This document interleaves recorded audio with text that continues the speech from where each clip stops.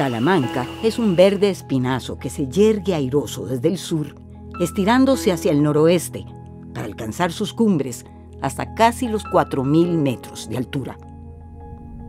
Allí, los páramos poblados de nubes y flores y los bosques nubosos que hacen la guardia un poco más abajo son cómplices. Deshilan nubes para destilar ríos. Así, gota a gota, roban a las vaporosas visitantes el tesoro de humedad que guardan. Unas se filtran, otras resbalan y se encuentran con más y más, que bajando toman fuerza para hacer más y llenarse de vida para alimentar a muchos, para llegar al mar a entregar su tesoro y a menudo generar más vida. Solo así se cierra ese ciclo que es esencial para que la vida sobre la Tierra sea posible, porque es sobre la superficie del océano donde nacen las nubes. Por eso, el río se entrega al mar sin condiciones. Por eso, hay que defender ese pulso vital en las arterias de la Tierra. Detener ese río, secuestrar su caudal con cualquier excusa de progreso, es destruir su vocación de colector, arriero de aguas, alimento, repartidor de vida, camino. Es callar para siempre su canción de piedras y montaña. Es desterrar al olvido la profunda paz de sus remansos. Es corromper sin remedio la diáfana y cristalina transparencia de las aguas salvajes apresadas.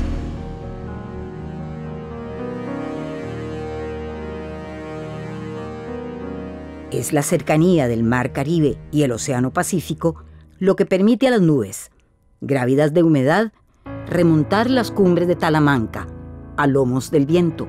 Por eso las vemos así, vagabundeando por los páramos o enredándose entre las copas de los robles. El resultado de esa visita es el prodigio que ya conocemos. A lo largo de todas las alturas talamanqueñas, más o menos un total de 40 ríos, se aventura cordillera abajo, buscando el Océano Pacífico. Uno de ellos es el héroe de nuestra historia. Veamos. Nace con el nombre de su madre, la montaña más alta de Costa Rica, el Chirripó. Desde allí baja desparramando su esplendor, abriéndose paso bosque abajo, iniciándose como arriero de ríos. Así, se une a otros más pequeños y nos da una lección sobre la grandeza de lo colectivo. Por eso, cuando se junta con el río Buenavista, hasta el nombre pierde. Ya no se llama más Chirripó Pacífico. Ahora es el General, que corre hacia el sur, reuniendo el agua de los ríos que descienden no solo de la cordillera, sino también de las filas que escoltan al litoral pacífico. Entonces empieza a bordear los territorios indígenas y por eso cambia de nombre otra vez. El General es bautizado para siempre por quienes durante siglos han compartido su suerte con él. Ahora se llama Térraba. Mi abuelito, al ser hijo de un navegante también, de un botero, siempre ha sido como una familia basada su vida en el trabajo de la agricultura, el trabajo del campo, pero también en lo que se producía a través del río, ¿verdad? Eso empecé porque mi tata lo sabía, así era que vaya ellos podían transportar algo traer la comida de abajo o ir a vender el arroz, el maíz, los frijoles, todo lo iban a vender abajo. Pero como yo estaba pequeño, entonces yo seguí el mismo trabajo. Y ahí lo aprendí lo más bien, porque él me llevaba de aquí allá abajo a Puerto Cortés. Fíjate que queda largo, y aquí todo el día, canaleteando ahí para abajo, con canalete. El río es la principal fuente de comunicación para nosotros, para comerciar nuestros pequeños pocos productos. Todos en bote nos íbamos a Palmar, Cortés. Unos 7, 8 quintales de arroz, de maíz o cualquier producto. Cogíamos 30 kilómetros hacia abajo. Si no nos compraban todo en Palmar Norte, íbamos al sur o Cortés.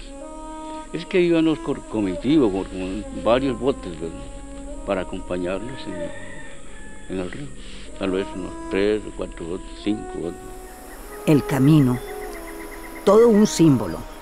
Pero el río ha significado más que eso para la población indígena. Era lo esencial, era, digamos, era el agua que teníamos para vivir, para tanto nuestras labores domésticas de mi familia en aquel tiempo, como para las siembras y todo. De ahí es donde se jalaba el agua. Allí íbamos a bañarnos, ahí íbamos a lavar los platos, ahí íbamos a traer agua para hervir, para cocinar.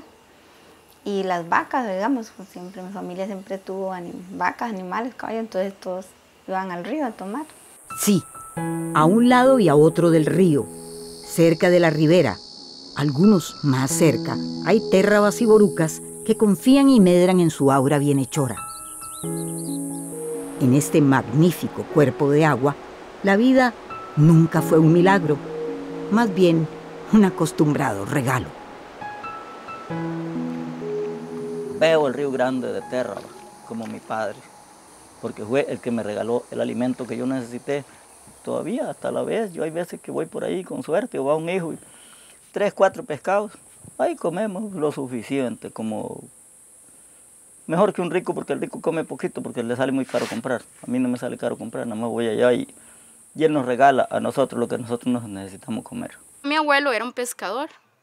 Entonces mi abuelo, él pescaba, después de que se iba a cultivar, bajaba al río, pescaba. Recuerdo de niña que él los traía en sacos de pescado, de verdad, eran pescados enormes, que los ponía así en el lavadero, en la pila o el moledero que tenían, y eran casi el tamaño del moledero, digamos, de la pila. Bueno, en el verano, en las cortezas amarillas comenzaban a caer las flores al río, entonces se veía uno de este otro lado de la orilla del río, donde las machacas, los robalos, comenzaban a brincar, a comerse las flores, y muchas veces mis hermanos iban en balsa, cruzaban y ponían las cuerdas al otro lado. Así, el viejo y buen río fluye repartiendo toda la vida que se gesta en sus aguas. Más aún, pareciera que su hálito protector corre también por encima de su cauce. Ese vientecillo que trae consigo y que la población ribereña conoce muy bien. No solo porque nos ayuda en la parte de alimentación, sino hoy en día con tanta calentamiento global que hay, todavía él sigue dando oxígeno, respirando por las brisas que se corren, ¿verdad? Las brisas del río Terra. Las historias de las abuelitas, ¿verdad? Y de mi mamá también, que es la maestra que trabaja en la escuelita que está del otro lado del río. Ellas cuentan, y mi abuelita contaba, que había una cierta hora que uno llegaba al río y que se podían percibir olores. Y en esos olores, de hecho, a veces uno cuando va a acampar o así se siente como a cacao recién tostado, cacao fresco. Algunas abuelas decían que, bueno, mi mamá ha percibido olores como a cebolla, como a unas cremas que hacían ellas para el cabello. Entonces, yo creo que es más que demostrar, ¿verdad?, que no sé si el río las trae, si es el aire que pasa. Lo real y lo maravilloso. Así trenzan nuestros indígenas la experiencia de vivir cerca o muy cerca de un gran río. Como con el sustento diario, el río es una oportunidad para mucho más. Porque yo me tiraba aquí en la poza con 3, 4, 5 primos. Vamos río abajo, de aquí hasta allá, 1 kilómetro, 2 kilómetros nadando por medio río, viendo los pescados pasados en el río. Decía uno, qué bonito, vea cómo está la comida. Teníamos algo que podían decir diversión, o lo decíamos, de ir un grupo de personas en la noche, una fogatita ahí en la orilla del río. Tal vez 1 o 2 se quedaban cocinando algo, pescado, camarones, porque había mucho, cocinando el arroz. Y el resto se iba a pescar. Esa era una diversión, además de pescar. Y toda la noche, desde el siguiente día venían con sueño, porque no dormían. La presencia del río es tan espléndida e inefable que hasta los borucas, que viven lejos, lo visitan. Ahora, como hay carretera, ahora pagan un carro, llenan un carro, un camión, y se vienen al río a estar 8 días, 15 días. ¿Por qué? Porque allá hay cangrejos, hay pescados, hay comida, y están buscando un ambiente, ese aire, ese viento que el río trae. Les gusta a mucha gente vivir eso, vivir esos olajes de aire, ¿ves?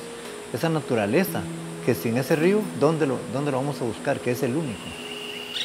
Semejante benefactor tuvo que haber inspirado la forja de ese espíritu solidario que es propio de estos hijos del Pérraba. Mi abuelo, él pescaba, después de que se iba a cultivar, bajaba al río, pescaba y traía pescado para la familia, traía pescado para los vecinos, principalmente para las abuelas que eran viudas o madres solteras. Entonces él traía los pescados y los repartía. La pesca la utilizábamos casi solamente para el consumo, no para la venta. Hay historias de que si yo me ponía a pescar para la venta, a maltratar a mi vecino con los precios, el dueño del agua no le gustaba. Entonces, el otro día me salía o no cazaba nada, no agarraba nada. Esta espiritualidad se transparenta sobre todo en los lazos que también los unen con la tierra, con el bosque y sus habitantes. Mira cómo había venado, se bajan a tomar agua. Y a veces baja uno y le baja así cerquita y se quedan bien ricos y salen. Pero allá se quedan parados, no salen. Como los ajinos usted se topaba partidas ahí, ya todos bujeando ahí, pero ya, no los mataba uno y se iban allá los días, la vuelta los encontraba uno. El sistema de siembra, hacíamos, era un palo con una punta aguda, ¿verdad?, para abrir la tierra. Se decía, vamos a pedirle permiso primero a Dios, porque en ese entonces teníamos solamente Sibu, que es Dios, y naturaleza. Respetar la naturaleza, todo lo que es natural, el río, las piedras, la montaña, la tierra, todo eso. Tal vez la cercanía del río y el bosque original estimuló la fragua de una conciencia que mira el río como un animal húmedo, siempre presente, pero de paso. Ese es su misterio y es también su dádiva. Así, fluyendo, recoge más aguas de camino, regala más peces y más lodos, pletóricos de vida y nutrientes, para que las cosechas de quienes siembran junto al río sean más grandes y mejores. Este coloso, el mago de muchos nombres, se convirtió en un emblema, el signo que representa la región sur de Costa Rica. Camino que cruza caminos, camino de agua, camino de vida. Escolta, compañero perenne de Talamanca desde que ésta se formó como cordillera y le permitió nacer. Por eso, también es un testigo de cuanto ha ocurrido en la región. En las tierras bajas, antes de su llegada al océano, en el llamado Valle del Diquís, el río deposita como ofrenda el tesoro de sus crecidas. Cubiertas de bosque, estas tierras estaban a salvo hasta que, en 1939, llegó la United Fruit Company. El bosque húmedo fue sacrificado para que el bananal creciera gracias al fértil suelo de aluvión. Eso dicen que se llama progreso. Así empieza el asalto al sur. Su denominador común fue la deforestación y la contaminación. Cuando la actividad bananera se acaba, continúa el cultivo de la palma africana a finales de los 70. Así se perpetúan las inmensas plantaciones, tragándose el don fecundo del río, contaminando con sus agrovenenos, para lo que las compañías no tienen escrúpulos. Por eso, es fácil que otros se antojen de venir a Costa Rica a aprovechar tierras fértiles y gobiernos complacientes. Así es como Pindeco también llega al sur. Las plantaciones son el negocio redondo de quienes explotan tierras vírgenes. Son un sistema simple y eficiente, bajos costos y altos rendimientos, pero muy vulnerables a las plagas. Para eso, las empresas tienen a mano plaguicidas que no solo controlan las plagas, lo envenenan todo. De esta forma, las tierras y las aguas del sur son las primeras víctimas. La lluvia, inocente, arrastra al invisible veneno consigo y lo lleva a los ríos. Los ríos, los compañeros de viaje del Terraba, o al mismísimo Terraba, que corre allá abajo, también inocente. Al final, ¿quiénes pagan los platos rotos? Yo sé que él como que tuvo un bajonazo por todo eso, que yo veo que dentro esa piñera le dicen ahí, vea, y es que da miedo pasar ahí. Un día esto fui a caminar por ahí, y íbamos pasando y había una quebradita y estaba a puños los pescados muertos. Y otro señor, hay unos que dicen, ay no, que ¿por qué será que se murieron? Y dicen, pero ustedes están ciegos, si solamente se siente el olor del químico que echan ahí, de eso se mueren los pescados. Es grave la situación al pensar en proyectos que lleguen a utilizar el agua del río, porque ahí sale toda clase de contaminación. Aquí ya está quedando muy racito la cacería en el agua. Hay muchos animales que han desaparecido totalmente. La nutria, casi no se ve la nutria, los garzas, todo este montón de cosas. Eran volcanes de peces que parecían muertos cuando hubo la limpieza de los tanques, de los carretillos y toda esa cosa en Pindeco.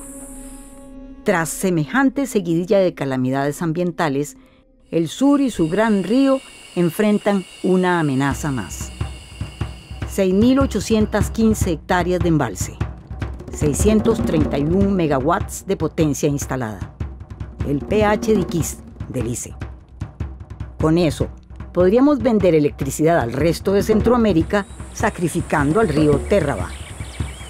Solo que estos sacrificios en los embalses son de muerte lenta.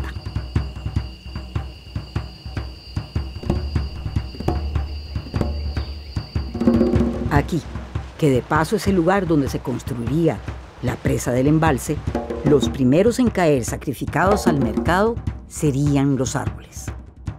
Sí, bosques primarios, secundarios y charrales serían irremediablemente sumergidos. Pero la cadena de sacrificios no se detendría ahí.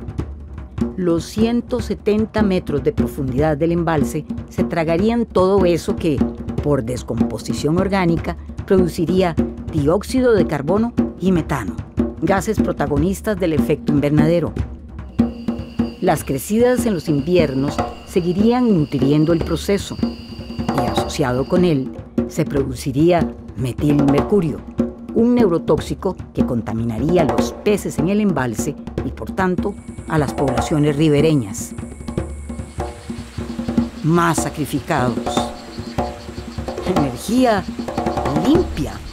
Costa Rica es un país que tiene una capacidad instalada de generación de electricidad, es decir, la posibilidad de generar energía eléctrica con todas las fuentes instaladas, ya sea hidroeléctricas, térmica, geotérmica, eólica, solar, que alcanza los 2.880 megavatios. Pero resulta que el consumo máximo en Costa Rica es de 1.636 megavatios.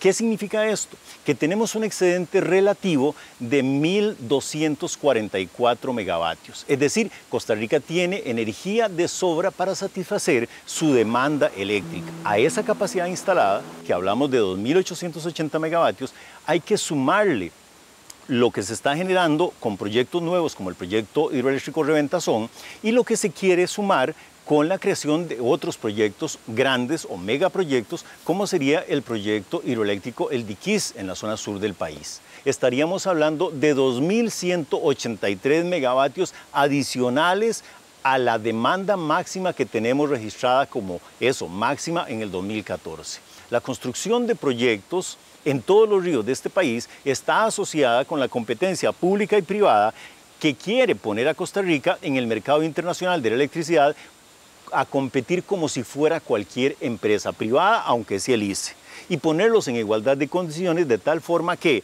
el ICE y los privados puedan generar electricidad para la exportación de electricidad y también, obviamente, para vender en el mercado local. En nombre del mercado, también resultan sacrificados, aunque de manera diferente, los cabécares de Chinaquichá. El proyecto del Diquís, el embalse va a afectar creo que 89 hectáreas. Entonces el temor es que tras que tenemos grandes problemas de tenencia de tierra y ahorita no tenemos soluciones, entonces ver que tras que somos tan chiquititos, el embalse va a tomar una parte del territorio, que es esa parte donde nosotros vamos a pescar, a recrear un espacio de convivencia que es el río. Y Chinaquichá todavía nos va a afectar demasiado porque a la parte de ese río que es importante para el pueblo de Chinaquichá está una parte ancestral que habitaron ahí. Tenemos piedras, la parte donde vivió nuestros ancestros y donde tenía como un asentamiento. La gente lo que no sabe es que era una parte de paso del pueblo de Chinaquichá. Digamos, aunque el otro lado no es territorio indígena, tenemos familia, por Pueblo Nuevo también tenemos familia, entonces era una parte también comercial, que vamos a ver nuestra familia, entonces una parte sumamente importante donde va a ser el embalse que va a afectar a Chinaquichá. Después del embalse, en el curso del gran río que dejaría de ser grande, los sacrificados, también de manera diferente, serían otros. La población Terraba y Brunca, que vive muy cerca del río y que tiene una entrañable relación con él. Cuánta diversión pasar el río. Cuál corría, cuál nadaba más, cuál que se consumía más, buceaba más. Y todas esas son diversiones que nosotros pasamos.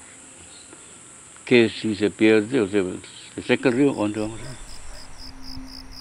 En las lunas llenas nosotros, mis hermanos, y todavía decimos, mis hermanos los varones dicen vamos a guapotear, nosotras nos quedamos en el playón, hacemos fogatas, compramos masmelos y mientras ellos andan, nosotros, junto con mis sobrinos, nos ponemos a contar historias.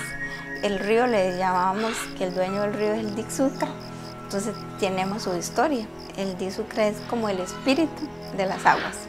Y esas historias nos las contaron mis papás y mi tía y mi abuelo. Y hoy en día nosotros, como tías, se los contamos a nuestros sobrinos. Uno en el río se queda una noche, todo el mundo a pescar y sacan. Se antoja comer pescado. Pero uno lleva lo que la comedera de aquí, de yuca, banana, alguna cosa para comer ahí. Y como queda cerquita, nosotros vivimos aquí, hemos vivido toda la vida cerca del río. Si ustedes pueden ver el río como está ahorita, ¿cómo será cuando llegue una represa? Pues no tendríamos agua prácticamente. Los animales pocos que quedan terminarían de morir. La vida de nosotros es el agua. Gran cantidad de gente hemos venido creciendo y alimentándonos de esas aguas. Al no haber agua, pues no va a haber animales, entonces amenaza contra la vida de nosotros, va a haber hambre. Clausurado, represado, muerto el río, muchas cosas desaparecerían de su cauce. El lodo fértil, que además forma los playones a donde el río recibe a sus vecinos, a sus compañeros de siempre. Y lo más importante, aunque digan que van a devolver al cauce el llamado caudal ecológico, eso no sustituiría al río.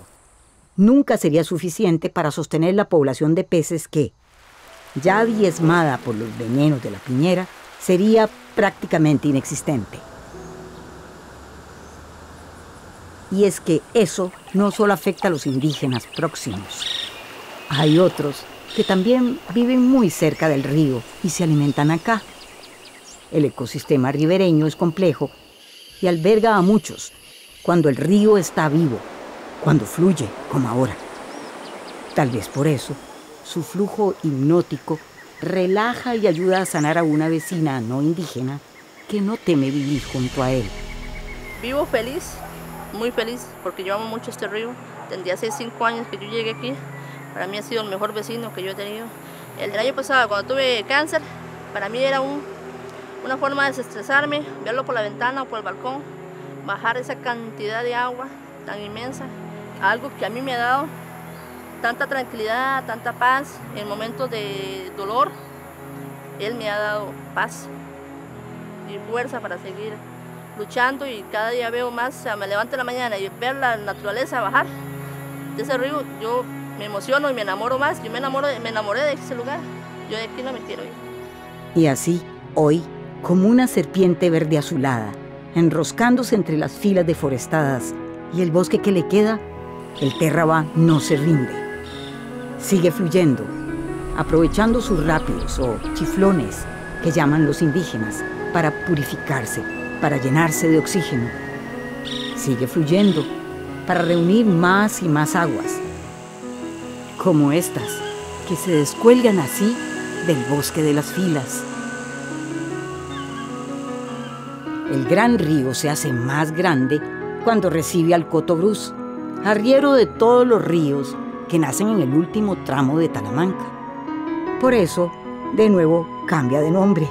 Ahora es el Grande de Terraba, que corre a su cita con el Océano Pacífico para engendrar con él y con el río Sierpe su gran milagro. Bosque y río entretejiendo juntos mansos canales y caños. Un laberinto rebosante de vida que se agita, burbujea, trajina, pulula. Y todo bajo una consigna: alimentarse y crecer.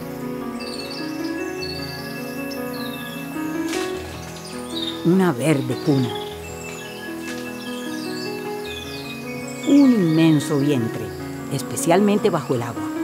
Porque aquí, gracias a los manglares y a su frenético tejido de raíces, se reproduce una inmensa diversidad de especies marinas y de agua dulce. El humedal Terraba Sierpe es sitio Ramsar, y si algo distingue a un lugar así, es su capacidad para alimentar a muchos, por no decir a todos.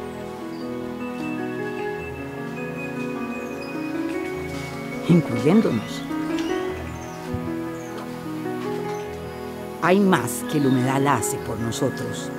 Es un poderoso benefactor de la atmósfera. Sí, sus bosques de mangle, en alianza con el lodo, que retienen también sus raíces, capturan el carbono y lo fijan mejor que cualquier bosque. A pesar de todo eso, el humedal es el último de la cadena de sacrificados por el pH de Iquiz, porque el agua del embalse, usada para generar electricidad, sería descargada en el cauce del Terraba, muy cerca de Palmar Norte, cuando el río se acerca a su destino. Hay que recordar que el agua de ese embalse estaría contaminada por los agrovenenos de la piñera y por el metilmercurio, subproducto de la descomposición orgánica en el embalse. No es una insensatez arriesgar así el tesoro que significan estos manglares en nombre de una energía limpia que disminuye las emisiones de carbono, siendo los manglares mucho mejores que cualquier otro bosque para deshacerse del carbono atmosférico. Por desdicha, la angurria del mercado no se acaba acá.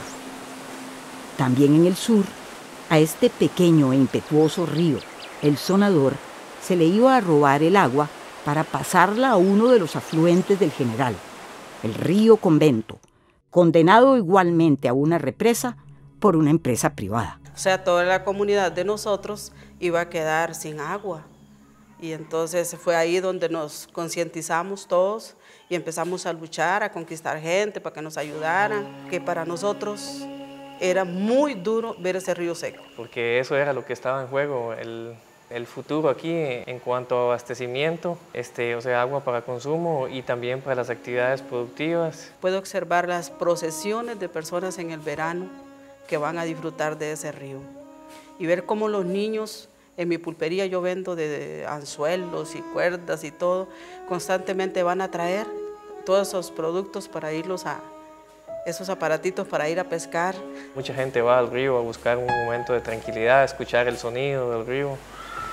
Eso es algo que no tiene precio.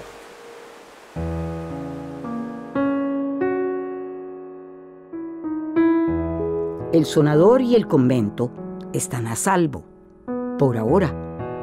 Hay muchos más sentenciados. Por ejemplo, aquí a la par el río San Rafael, también el río Volcán. En el río Volcán querían hacer 3 represas de un solo, en un trayecto como de 6 kilómetros. Luego el río Cañas también, el río Chirripó Pacífico, que hace 20 años ya intentaron hacer un proyecto privado.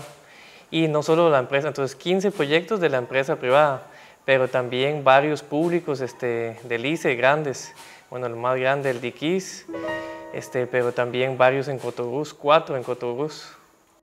Sin embargo, hay otro río, en otra región, habitada por cabécares, que fue rescatado de una muerte segura, Pacuare. Para salvarlo, se utilizó un recurso siempre infalible.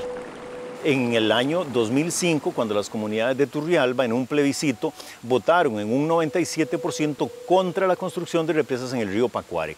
Ese plebiscito casualmente fue celebrado 10 años después con la firma de un decreto presidencial que logramos negociar con el gobierno de la República para prohibir por 25 años represas en el río Pacuare, pero también en el río Sabegre. De vuelta al lugar en que empezamos, cerca de donde el héroe de nuestra historia nace, hay un antiguo negocio con el pequeño Chirripó que una empresa desea retomar, aunque parezca el colmo. Bueno, Hidrosur es la empresa que está promoviendo la pequeña planta hidroeléctrica.